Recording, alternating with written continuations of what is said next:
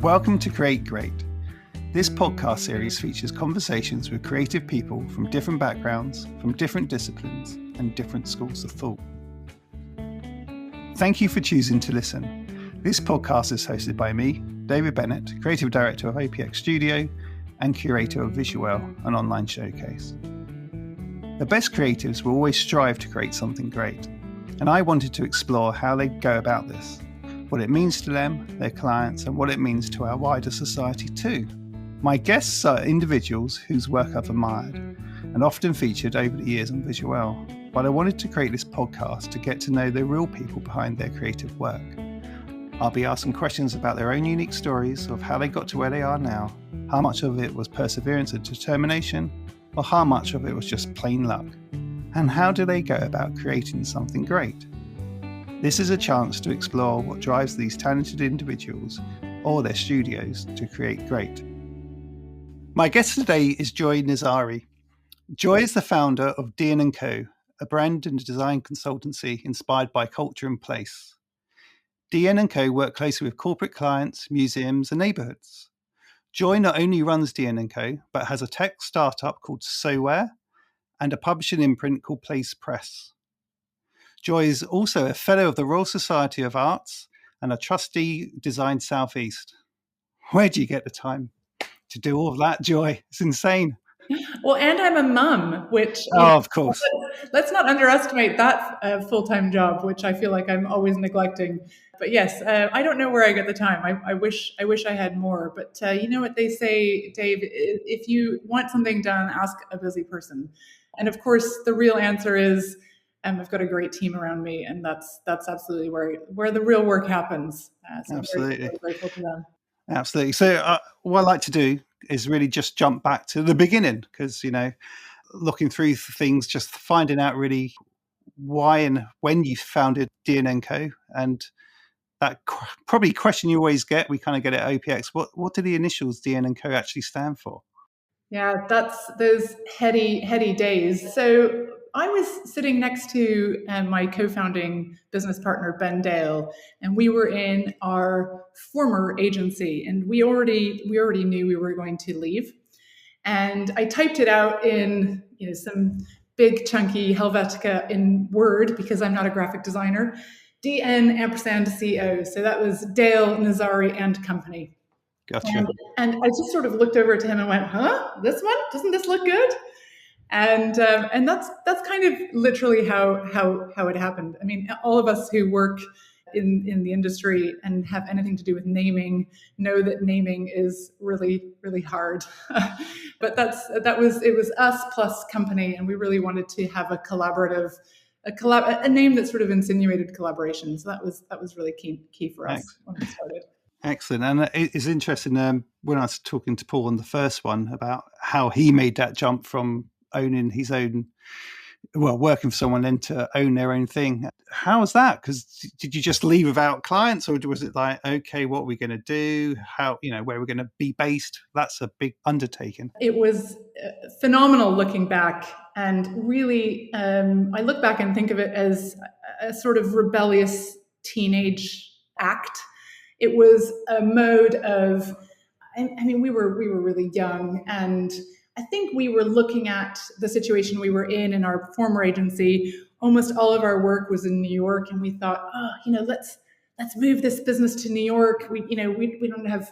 Ben had a young family. I didn't have kids yet, and it's sort of like, we can move to New York. And the two of us, Ben and I, had 20% of the equity of this company, and the majority shareholder said, no, I really want to just do work in London. And so I suppose that was the first fissure for us, where we started to think, hey, maybe we should do this on our own. Mm-hmm.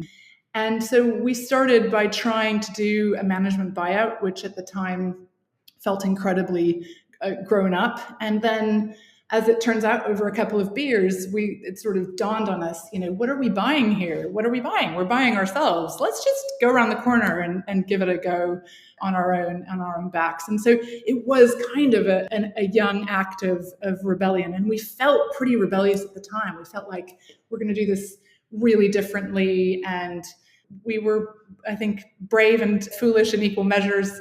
And ironically, as it turned out, wanting to do all our work in the US, all of our work ended up being in London. But anyway, until recently. So that really has taken that long to have the New York dream come true, but it is now. Wow. And can I ask who the first client was? The first bit of work? Can you remember that far back? Yes, I mean, I definitely can. And there were a couple simultaneous things. We were really lucky. A very dear friend of mine was doing some freelance work for the chap who started Now That's What I Call Music. And he obviously made his money and then became a luxury residential real estate developer. And she said, hey, I think you guys sort of do business in this, and I'm doing this quirky work, and it's in Switzerland, and do you want to brand this company? And I was in my front room. Ben was, I think, at the end of his gardening leave, and I just said, yes, of course, heck yes, we want to do that. And at the same time, an old client of ours had called and said, hey, I've got this other client, and do you want to come and meet them? And when we sat down with them, they said, are you even incorporated as a business? Like, do you have a lawyer? And so it was really interesting. We started out of my front room in Balham, and it was incredible fun. We had no overheads, and we're going to give this a go. And it didn't take long before we got our first studio in Maida Vale, and things just built from there. Great. So was design and branding always part of your life? I'm getting a sense that you're not from London, the accent. So it'd be interesting to know, design and brand. Was it a young age, or was there something that you thought, actually, this could be interesting? I would say, absolutely. Firstly, the accent is American, although most Americans would say it's fairly mid-Atlantic now. I've been in the UK for 21 years. Wow. Whereabouts in the States? San Francisco. So I'm a Bay Area girl, but was born in Brazil. So I have, this big sort of global city experience. I've lived in a lot of really interesting cities, lived in Italy for a year. And my parents and my grandparents are a mix of South American and European. So I suppose one of the major influences for me was this world dynamic, this global city hopping family. Yeah. My family are literally all over the place: Africa, South America, America, New Zealand, and Holland and Italy and more. So I suppose urbanism is very interesting, and that was a major, major influence for me very early on. And it took me a while to discover that. And I'd say the creative side was an influence that I had from an early age, but perhaps it took me a little while to discover that. So I grew up without a TV, which in the US is pretty wild. And it really forced me, as an almost pseudo only child, my brothers are 8 and 10 years older, spent a lot of time at home needing to fill the hours. And I think that led me to having a really sort of creative brain and problem solving and doing things and making things and creating ways to entertain me.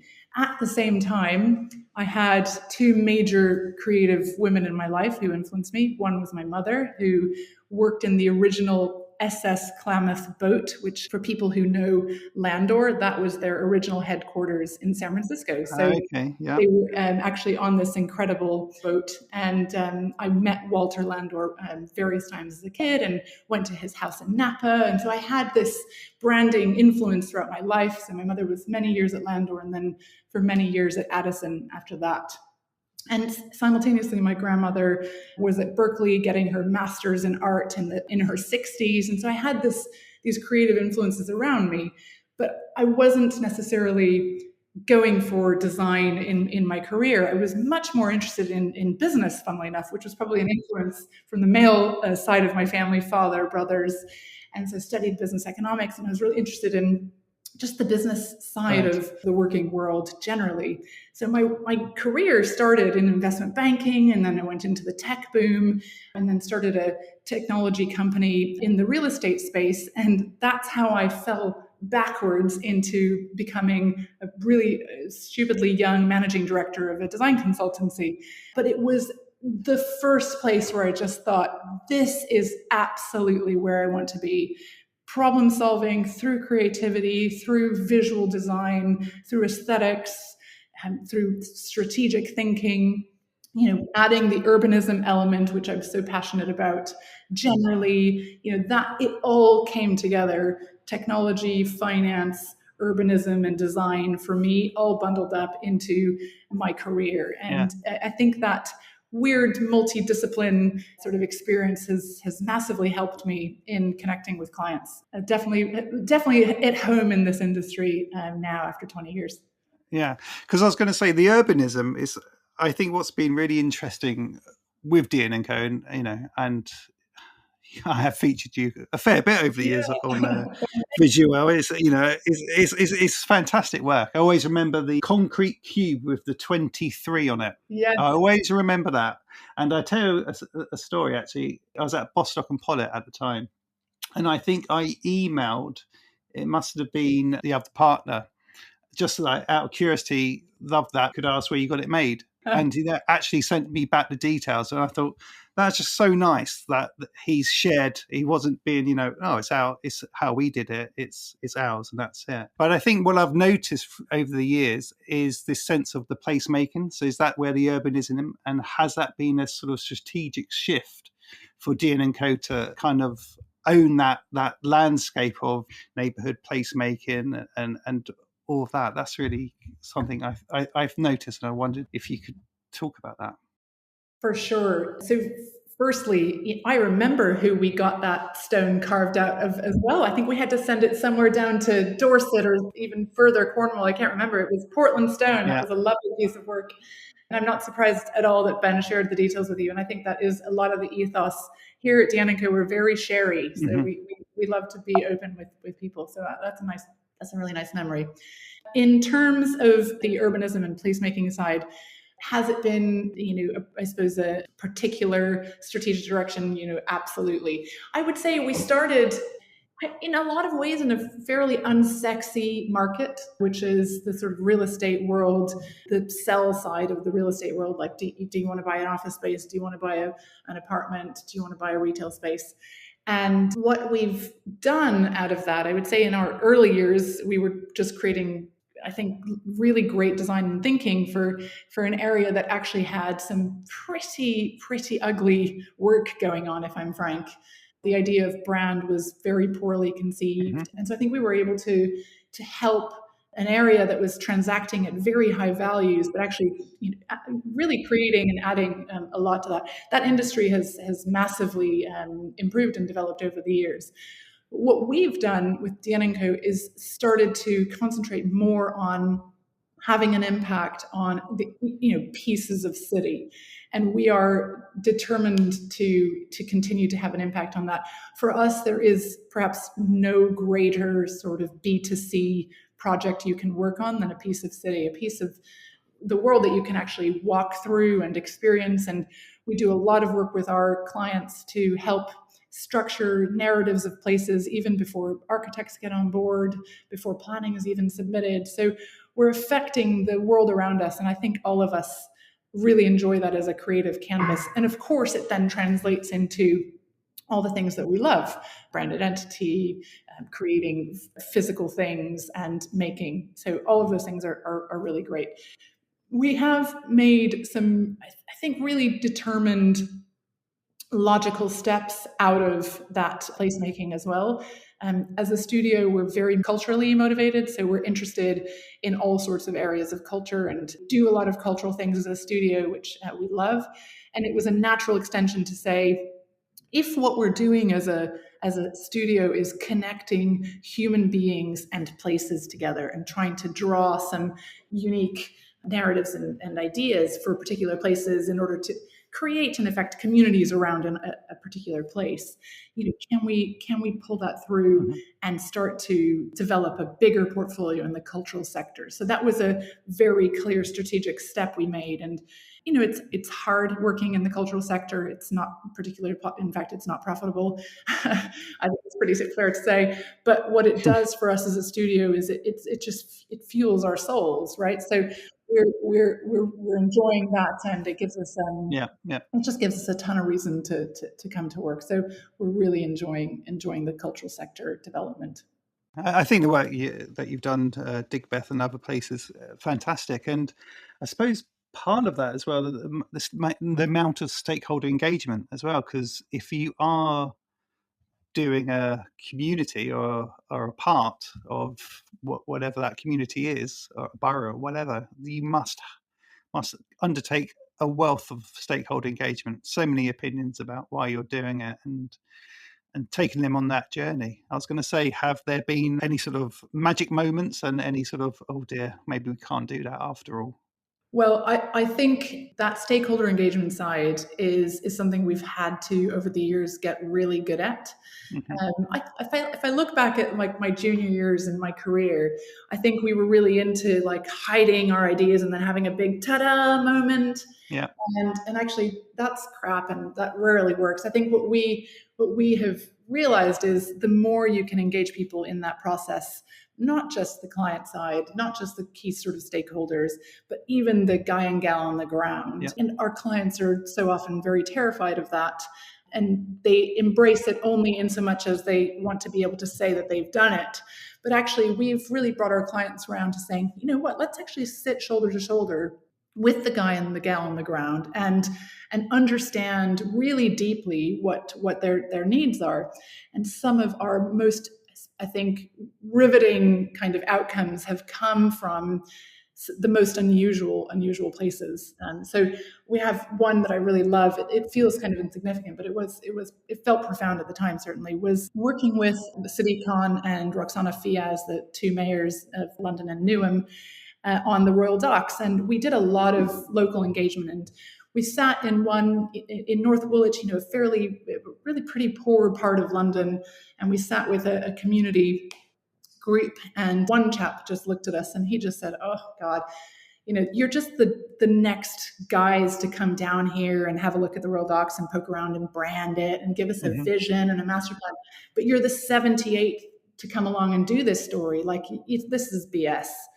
And it was such a great challenge. These people, they were so disillusioned after years and years and years of promises that actually you realize that you have such a responsibility to deliver something real and to not just be like, happy, clappy, colorful, life is going to be great. And, for a lot of people, they're looking at you saying, you know what, life is not going to be great. I have to get on 3 buses to get to the doctor. So it's, I think, sitting shoulder to shoulder with people on the ground is profound parts of projects, and a lot of really deep insights have come from those things. And I suppose the beauty really of what you're doing has that benefit and impact, really, doesn't it, on people's lives, be it, a nicer place to live and things like that. Absolutely. I always think with what we do creatively, we're lucky. It's great when we can do it. And there are good parts and bad parts of the project. What's the best part of the project for yourself? And then what's sort of the worst part, and any major mishaps apart from maybe someone saying it's all BS? I mean, absolutely. So I think for me, the best and the worst are two sides of the same coin. And it's about ambition generally. I think for me, the best part of a project is when you gel with a client, and together you can look at a situation and say, you know what, we can do something really, really interesting here. And everyone's very excited, fizzing with excitement, and a little bit nervous, like, oh my gosh, this is so good, it's a little bit terrifying. And I really like that. I think that's the most, for me, the best part of a project is when people say, oof, that's a big shout, guys, but if we could achieve that, wouldn't it be amazing what the outcome would be? And we have a lot of, this is so exciting, it's scary moments, which I really adore. And I would say for me, that's the absolute best part of a project. We try very hard to get everyone on that page really early on. And so the flip side is exactly the opposite, right? I think for me, if a client, and I have had, we have an inside joke here at the studio, which is, oh, come on, Joy, I just want an easy life. That for me is the worst part of a project, is when a client gives up on ambition and possibility and opportunity. And we try quite hard to weed out clients that could have the potential to be like that. I think they self-select away from dn&co anyway, because we're quite hard work. We want to have an impact and create great stuff and have amazing outcomes and surprise the world, surprise ourselves as much as we can within the remit of what we're trying to do. So as soon as we have people who are like, oh, come on, I just want an easy life. This should be pretty straightforward. For me, my heart dies a little bit with that. I sort of think how many people in the private sector, in the public sector, have these unbelievable jobs, especially with urbanism. And I just think, wow, you have such a potential to create impact. And if you get the right collaborative team together, can you imagine what we could do here, how phenomenal it could be? So I would say those are the two things that stand out for me, best and worst potential part. Yeah, excellent. And I suppose I'm actually going to sort of circle back a bit and talk about the place press, because I think I've even bought one of your books about placemaking. But I suppose, was that born out of a passion for everything you've learned and all the work you kind of like catalogued as well? So it's like, how can we share that? Is that why that was set up? Well, so firstly, I'm going to out myself as someone who just really enjoys setting up businesses. That's an important context to sort of set up. I enjoy the idea of starting stuff. So, and I'm willing to give things a punt. So the history of that, of Place Press generally, was it all started with Otto Leiker. And we have a gallery space in the bottom of our studio, and we wanted to hold an exhibition. And one of our designers had the great idea, hey, why don't we bring a bunch of the Otto Leiker posters over from Switzerland, and we can basically, there's one guy who collects them, and we knew we could bring this and do a show. And so it started as this Otto Leiker show here in London, posters that had never been shown before. And then it was like, oh, hey, like, should we do a really little catalog for the show, and so that people have something to take away? And I thought, God, we love this. We love ISNI so much. We love Otto Leiker and what he did at ISNI. Why don't we just write a book about it? Because there isn't one that we could see at the time that we thought that was in print, that covered the extent of what we wanted to cover about Otto Leiker's ISNI. And so it was like, oof, we're creating a book.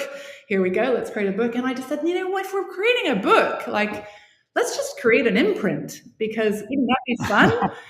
And so there we go. Like, it was 2 months later, I think, we were designing a book, we were printing a book, we were starting an imprint called Place Press, designing an identity for the imprint.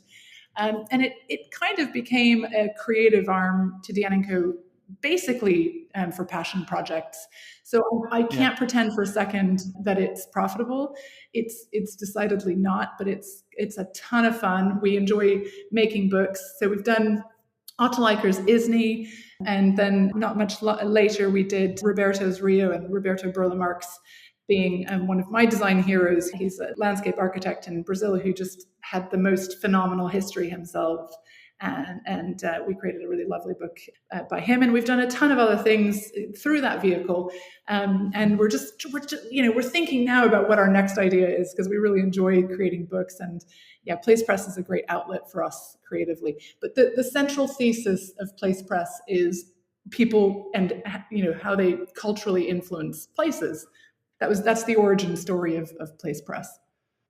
Yeah, I'm on there right now, just looking at it, and it looks great. You sold out the ISNI book. The ISNI book is sold out. We're thinking about a reprint, so watch this space. 2022 edition.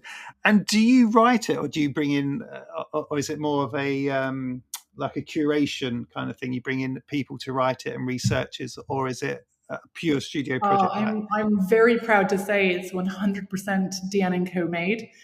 Well so done. we bring in photographers, but all written and designed in-house by Dnco. So that's obviously overtakes the studio for a piece of time. But yes, many hands involved. In fact, the back of all those books have quite a few thank yous of people involved. But we had a team of 4 of Dnco who went and spent a week in ISNI interviewing a bunch of people, the archive there, and I think in the mayor's office, and lots of things. So literally went in situ. I got to be one of 4 who went to Rio for a week. Only slightly selfish. I've still got family there, so that was great fun. But these I have to say the Rio trip was easily top 5 career highlight to be able to see archival drawings of Roberto Burle-Marx's designs for the pavements all along Copacabana and Rio. Just the art was incredible, and it's been fantastic. Yeah, it looks a fantastic book. I might have to get my credit card out. So we're going to break it up now with what I call the quick fire round, just to relax us all a bit. I'll ask 2 things and you just give me the answer. Okay. Print or digital? Ooh. Oh, I can't answer that one quickly, and I'm going to tell you why.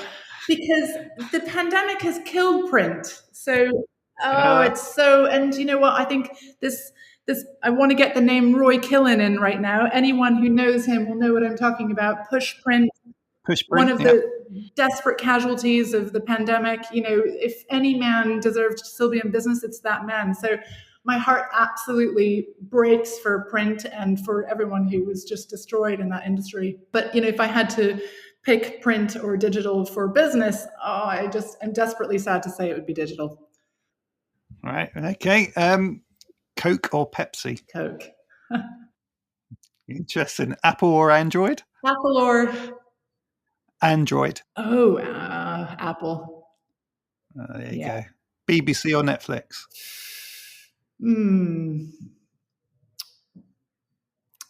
Oh, golly. I'm trying to think about what my habits would be. Gosh, I think it's probably pretty 50-50 with those 2. And last one, Rothko or Pollock? Definitely Rothko. Yeah, every given Tuesday. I had a feeling you might say that. I thought you might. He's one of my absolute favorites. Yeah. I have this warm glow inside just hearing his name. That was a great one. Love that. Good. So part of this is really because at OPX we've got this whole sort of mantra of create great, and that was me and the team just thinking about during this sort of pandemic, you know, and getting back to work. What are we doing? And this sort of create great was that constant drumbeat call that everything we have to do has to be great. It has to be great for us, especially for the clients. And that I was going to ask you, but you kind of touched on it. You know, what really motivates you? What's the sort of the greatest moment? And you are really motivated. You know, 3 different businesses, but what is that thing that absolutely drives you to be who you are and everything else? Oh, well, thank you very much. I think, you know, opening up and being really honest. I think there's a bright side and there's a dark side. The positive motivators are many, thankfully. You know, I love entering new industries, exploring new areas of business. I like starting businesses. That excites me a lot. I really love seeing my colleagues grow and thrive, and watching, you know, people who were once nervous and scared doing presentations and watching them develop and blossom. And watching their confidence grow, I think is, I feel a lot out of that. I love that. I'm fiercely competitive. I love winning. So new business is a terrible burden, but also I get mega excited about potential and the ambition with clients. That's my kind of Labrador retriever moment, is like, oh, we could do some cool stuff here. So I really do love that. The sort of dark side is, and it's taken me many years to understand this, but I definitely am motivated by a need for stability and reliability all around me. So I think that I wake up every morning with this, and look, that's deeply rooted in childhood situations. And, you know, I think it took me a good 45 years to figure that out, but didn't need a therapist. It's sort of obvious now. But that sort of feeling of, you know, we're getting enough business in, we're looking after everybody. That is, there is a burn inside of me. There's a flame inside of me that's always on, and that is the ship steady? Is everyone going to be okay? That's forever. That light is forever on. Great. And is there a bit of advice that someone might have said to you years ago that you've sort of held onto and you kind of pass it on to people? Like, definitely. I mean, and quite a few. I think I'm always quoting a handful of people. My mother, Liz Dunning, who's sort of a personal friend and mentor of mine, who has spent many years in the branding world. And my husband, constantly, he's a management consultant. But probably the one I continually come back to is one that my mom has been saying to me since I was a kid, and that is, you get more bees with honey. And it's not something I've always followed or been perfect at, but generally I have found that optimism and having a big smile in the room has been my personal kind of main ingredient for a successful outcome.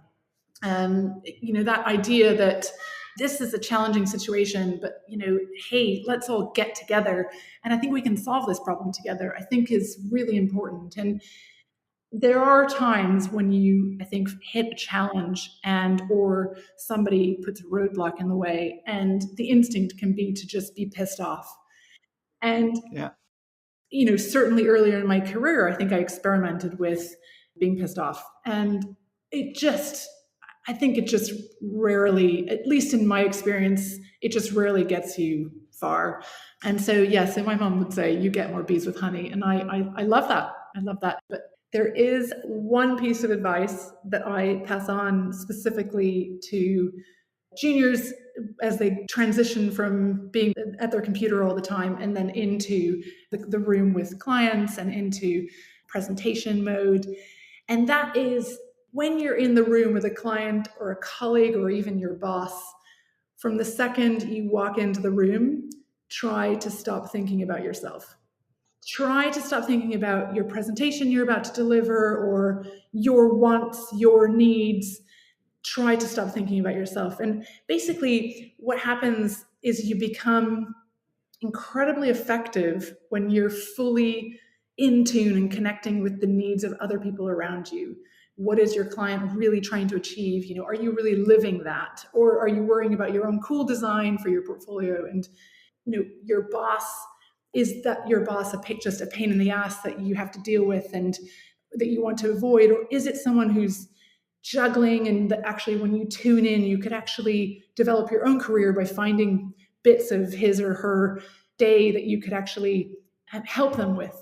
So I think for me, the biggest advice I give is the minute you switch from thinking about yourself go on to like an empathy footing, go into like a rigorous study of others, your career takes off. And I certainly think that's a big shift that juniors can make to becoming, catapult themselves into being midweights and then seniors, in fact, at any area of the business. So present your slides, yes, but do it by connecting to people in the room and caring about them.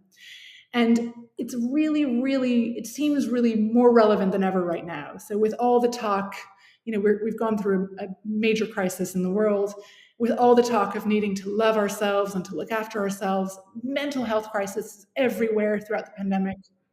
I think we've actually forgotten how to care and look at others, to care deeply about other people, to behave in the most human way, which is communally.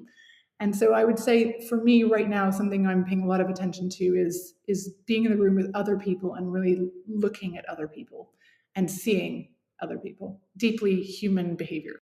Yes, brilliant. We actually went on a presentation course, and there's an amazing moment where is with Rada, and we sat down like we are now. It's a studio with someone that you work with, and you sit there and you say, "I see you, I hear you." That's what you say, and there's a connection, and as you mentioned, an empathy. And it was amazing. And then I love that.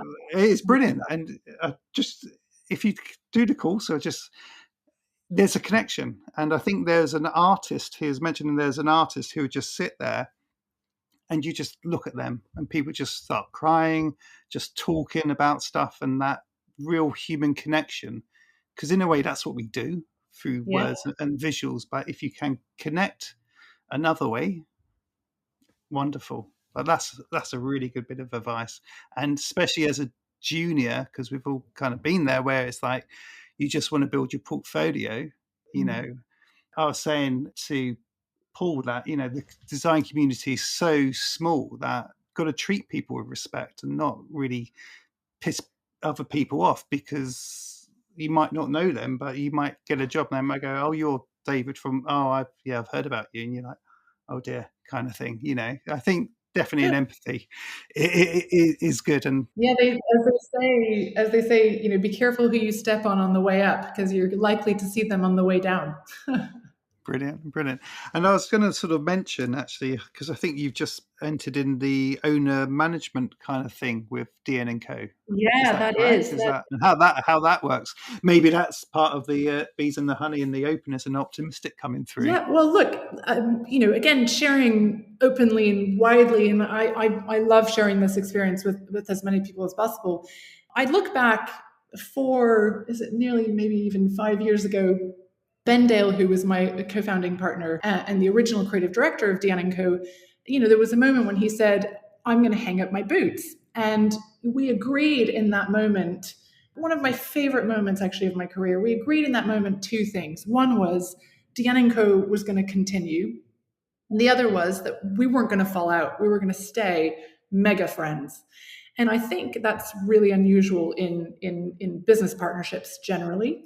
And there are lots of examples of businesses that have co-founders who fall out, and it's awful. Mm-hmm. It's divorce, and it's ugly, and it's fighty. And we just looked at each other and said, we've sat next to each other for over 15 years, and we want to continue to be friends.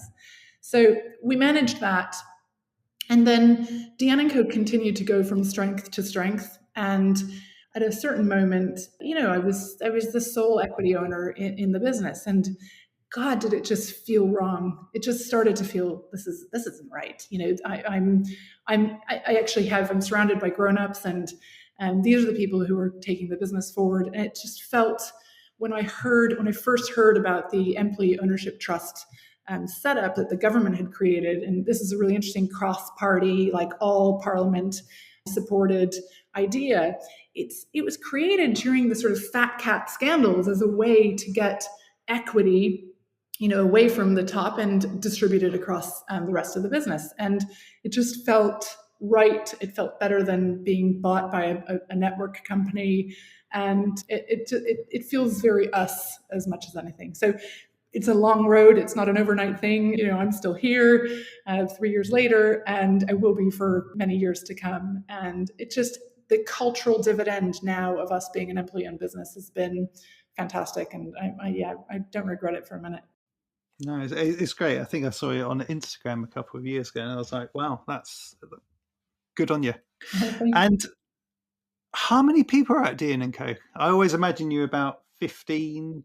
I don't know the scale of it, really. Yeah, so I think we're at 35 right now. Oh wow! Yes, it's got a bit bigger, and our plans for this year take us probably to 40 if we can get there, because hiring is very challenging, and I think we'll continue to experiment in that. We have some projects in Canada and San Francisco. And we'll start to think about, do we start creating little studios abroad, because it's harder to hire in London just now. So yeah, so 35 and growing.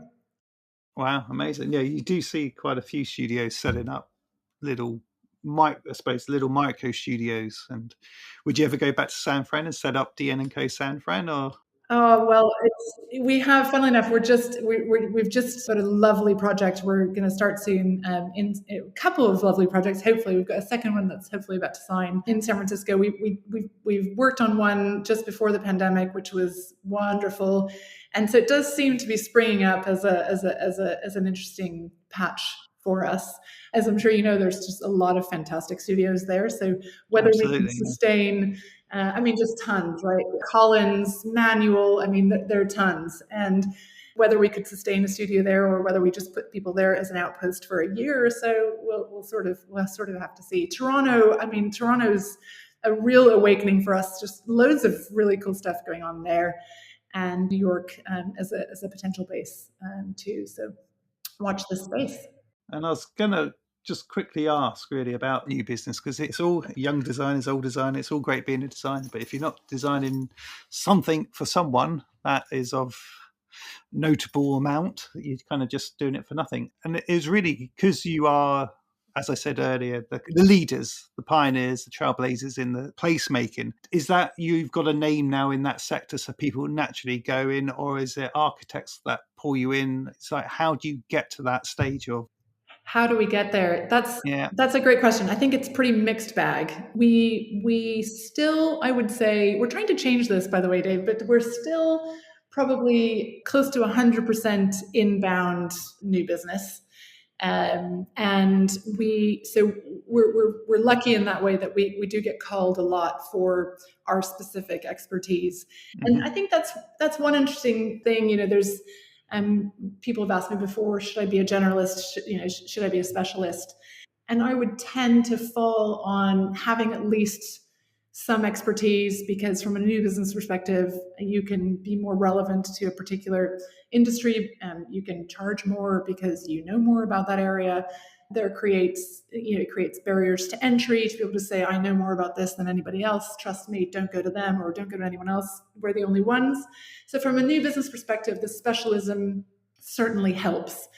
Now, of course, we've got a few different specialisms now, which is also good for business, because diversification is, I think, important, right? So we're also building out our wayfinding studio, which is interesting. That is 100% basically recommendations through architects.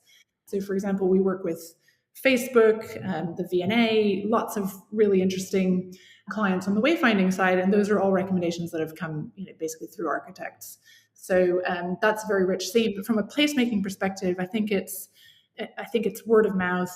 We know a lot of people in government. The government world is pretty small. It talks. They see things that their colleagues are doing, and so others give us a buzz. But having said that, we're trying now for the first time, experimenting with, actually trying to be the masters of our own destiny and go out and grab work, contact people and say, we think you could do this piece of work. Why don't we have a little conversation? And actually, it's starting to bear some fruit, which has been cool. Excellent. I was going to also, sort of said it at the beginning, and it's quite maybe a nice way to sort of round it off. Tech startup. I mean, it sounds like you're in a tech boom, but then you set up. Is it Showhere? Did I pronounce that? Showhere, yeah, exactly. Yeah, I had a quick look at it. It looks interesting, and that's obviously part of the urbanism and the work you do. But was that a light bulb moment going, no one's doing it, let's own it? And could you explain a bit more about that? Definitely. So, firstly, from a personal perspective, it's sort of marrying some of my old tech world together with design, and then also a lot of exposure to the built environment. But we have, I have as a human, and we have as Dnco for 16 years now. We've been doing a lot of bespoke tech work all along. So, I mean, way back in the day, starting with CD-ROMs for any of your listeners who even know what that means anymore. Dave, yeah. You're probably of an age with me that you do know, but from way back doing interactive work on CD-ROMs all the way through to creating bespoke apps. We've been doing that for clients for many, many years. And what dawned on us was, why are we, from our clients' perspective, why are we building a new piece of tech every time? Huge development costs, loads of friction from a time perspective. Why don't we just create a platform that we can just add our clients to the platform? And so that's been the real step change. We've been, in the last couple of years, we've been creating these fantastic apps for leasing and sales for the real estate world. Really, it's prop tech, as we call it, but really it's media tech. You could use this for OPX. This is great presentation software. It doesn't do it's not trying to be PowerPoint or Keynote. It's actually all about being able to deliver a nonlinear presentation, either remotely or in an actual space, a meeting room, etc. And it's being able to follow up in a very quick way with whatever slides you want to choose. So it's got lots of built-in tech. So it speaks really dearly to our client base who have certain things that they need to solve and achieve. But actually, the potential of that business in that product to go beyond the real estate world is really real. So pretty exciting. I do need to clone myself, or AKA hire, in order to make that develop and achieve its full potential. And we're hoping to do that more this year. Well, I think I need to sign up for it. So hopefully, Yeah, come on, I'll give you a trial. you might see an email come in from me. Well, it's been brilliant, first of all. And second of all, it's lovely to see you. And thanks for taking the time to do it. Such a pleasure. Real pleasure. And I was going to ask the one last question, I suppose. Well, you might have touched on it. What next? What's next for Joy? What's next for Joy? That's a great question, which I think I have the answer to, actually. I am continuing with Dnco and Showhere, very, very invested in both of those. But I'm halfway through a non-exec director diploma with the FT, which is proper back to school stuff. It's hard. It's got all my little lights turning on. It's very exciting. And I'd like to eventually do more work with other studios, other agencies, and other founders as a non-exec director. I think I've got a lot to share and to contribute. I try anyway with many of my colleagues and peers in the industry, and I'm very keen to do that. One thing I've taken on recently is a trusteeship with Design Southeast, which is a phenomenal nonprofit organization, and I'm enjoying giving back. So I think there'll be more of that in my future. Brilliant. I was saying earlier to Sean that I've never met someone, or known of someone with so much drive and joy. Put it mildly. It's brilliant. I've only met you twice, but the energy, as you sort of mentioned throughout the podcast, has come off. So it's brilliant. I really appreciate that, Dave. It's great, and I wish you every success, and hopefully I'll see you in person soon, and hopefully come down to the exhibition space when you got the next one on. Absolutely. Thanks for listening. I hope you enjoyed the episode, and I look forward to you coming back for the next one. If you'd like to find out more about OPX and how we create great, then check out opx.studio. And if you'd like some daily inspiration in your life, then do visit visual.co.uk. And if you enjoyed this episode, head over to Spotify and give us a follow.